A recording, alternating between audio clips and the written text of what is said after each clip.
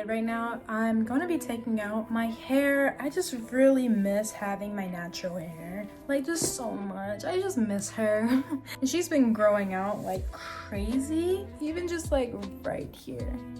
I've had it in for like about a month, so I'm just ready for something different. I did a big chop, y'all. Like my natural hair, it was down my back, but it was just so damaged because I had dyed my hair, which I was very used to doing, bleaching and dyeing. But what I messed up was I got a box dye and I used it on my hair and my hair broke off. It was almost as if I put a perm in my hair. Like whatever chemicals were in that box dye like screwed my hair. So I had to do what a lot of people do, and I had to do a big chop. And when I tell you guys, this is how I learned like our hair is like a plant. When I did the big chop, my hair grew way better than it ever did before. Like something about just cutting off dead ends of your hair that aren't meant to be there anymore, that are not going to, you know, continue to prosper, chopping it off. Y'all, I'm telling you, it's probably one of the best choices I've ever made for my hair. It grew crazy and I left it alone. I usually put it in like a protective style, maybe like back braids, and now I wore a wig, or I wore twists, but I didn't really wear my natural hair out too much. Well, one, it was very short. It didn't even go past my ears. It was so short, but it was cute. I'll upload a picture like right here. It was like a really cute pixie cut, and honestly, I was vibing with it, but I couldn't even put it in a ponytail, and I remember being so upset about that. But I was like, okay, can't do much about it. It's gonna have to grow naturally and at its own pace. It's almost like a plant. I have 6 plants, and a lot of the times their leaves die. And it's sad. I cut them off and literally I'll come back. It actually doesn't take long for plants. I'll come back in like a week. Let's just say that. And I notice my plant looks humongous. Like it's growing like crazy. And I'm like, wow. Sometimes we really just need to cut things short. We need to get rid of the dead weight. We need to get rid of things that are toxic or that are pulling us back from our growth and our potential. And you'll notice once you do that, like, you start to really evolve and grow, get to prosper. And I'm like, wow, same way with my hair.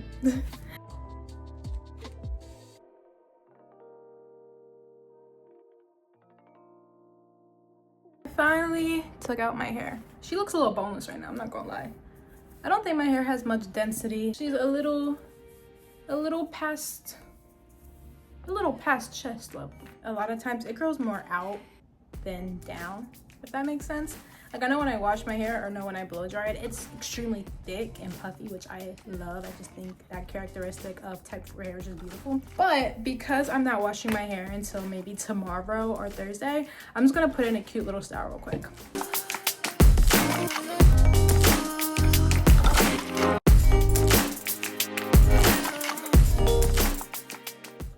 Okay guys, so now you're seeing me a couple hours later. It is now nighttime and I have set up a project to make bagels and cream cheese from scratch. Now let's get on the cream cheese. Y'all, all you have to do is just boil whole milk, add lemon juice, allow it to curdle, strain the clumps out, squeeze the juice out, and you literally have cream cheese. Like, or you can say farmer's cheese. And then I have the bread going right here, and I'm just really excited. Like something about just being in the kitchen, making things from scratch, it just really brings out a part of my feminine nature that I am just genuinely in awe of.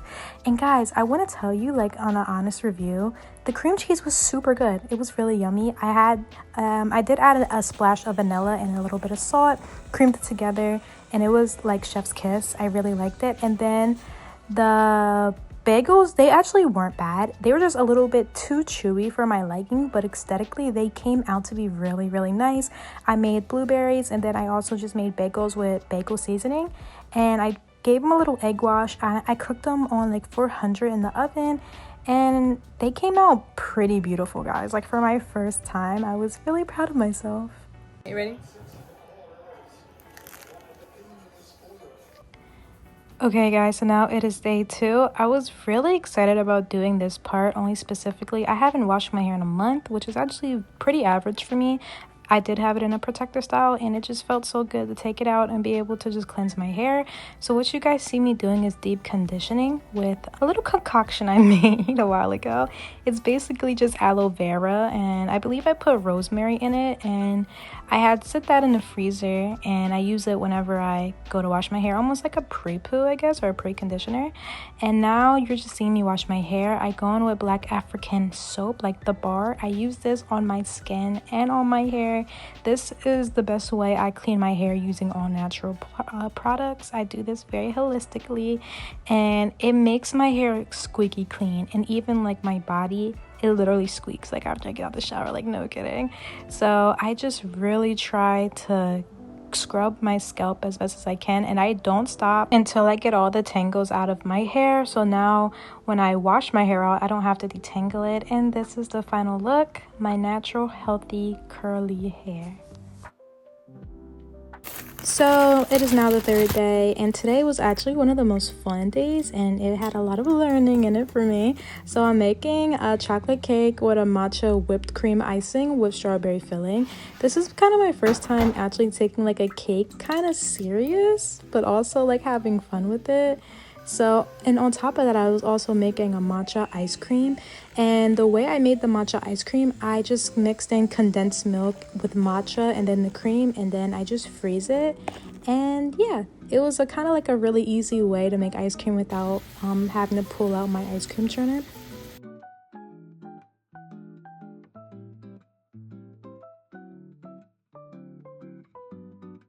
Okay guys, we have the chocolate cakes cooked and they're cold completely. They're actually cold. And we also have the strawberry filling, and then we have the matcha whipped cream. So I'm not gonna finish these until tomorrow, but I'm gonna do a crumb coating on them. So let's get this out of the way. Now, remember that time I had started with saying this was a learning day for me? Yeah, this was a huge learning day for me. One thing that I didn't do was stabilize my whipped cream, meaning that, you know, whipped cream is very soft. So when I added it to the cake, it literally just slid and fell apart, guys. But it's okay. All I did was just add half a pack of gelatin and then added that in with the whipped cream, and it was able to become really stiff and still, but also not change its flavor.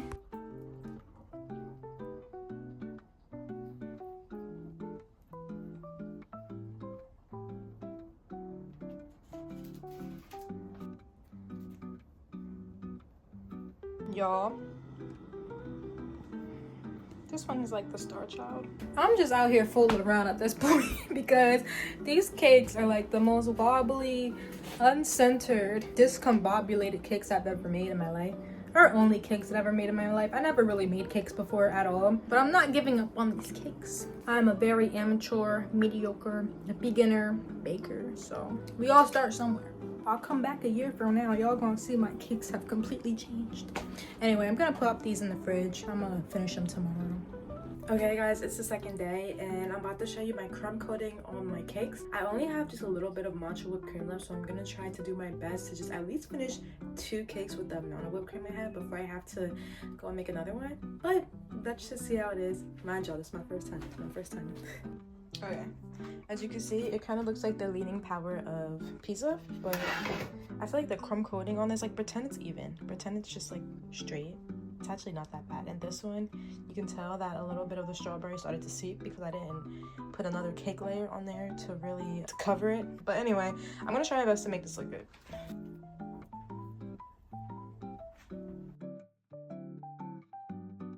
Where are my flowers? Where are the applause? Guys, from where we started to where we are now, this is a complete 180.